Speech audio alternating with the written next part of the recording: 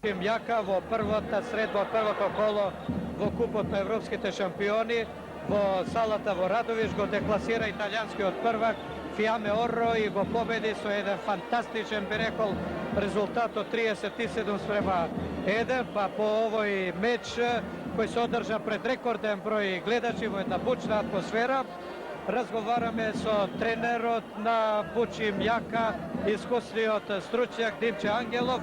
Па сега веднаш по оваа борба, еве, возбудата е присутна кај сите нас. Дали очекувавте победа со еден ваков резултат? Морам да признам дека сам многу возбуден од оваквиот резултат кој го постигнаме на денешниот натпревар. Меѓутоа, екипата од Италија не е толку слаба колку што е резултатот. Сметам дека во составот на нашата екипа ги италијаните кои ги имаа силните борачи ги погодиме токму со нашите најсилни борачи и така успееме да постигнеме така висок резултат.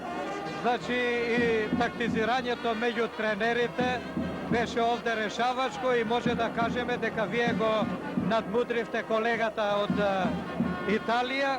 Сега што очекувате во реваншот по 7 дена? Па со оглед на тоа дека сега нашите противници ги добро познаваме, нема да биде никаков проблем во второто коло да избориме пласман за во реваншот за учество во второто коло.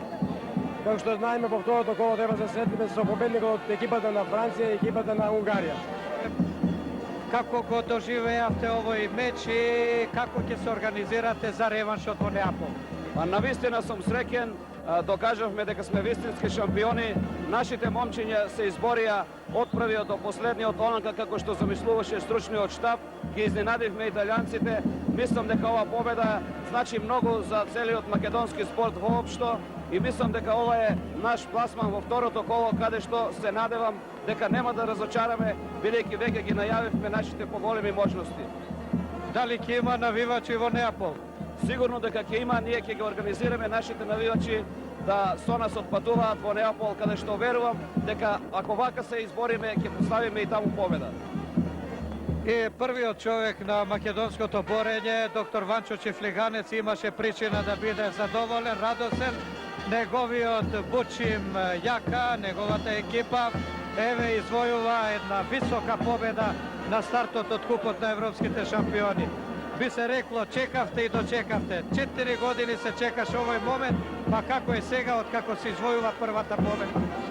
Најпрво се заблагодарам на љубителите на спортот кој денески имаше ни повеќе ни помалку од 5 до 6 илјади гледачи. Се благодарност изразувам и на средствата за информирање, а посебно на македонска телевизија кој овој спектакл спортски, а пред се мене македонски спортски, може пошироката јавност да го види. Ова е денес голем успех за спортот на Македонија, за броењето македонско, а секако и за четврструкиот шампион Бучим Јака.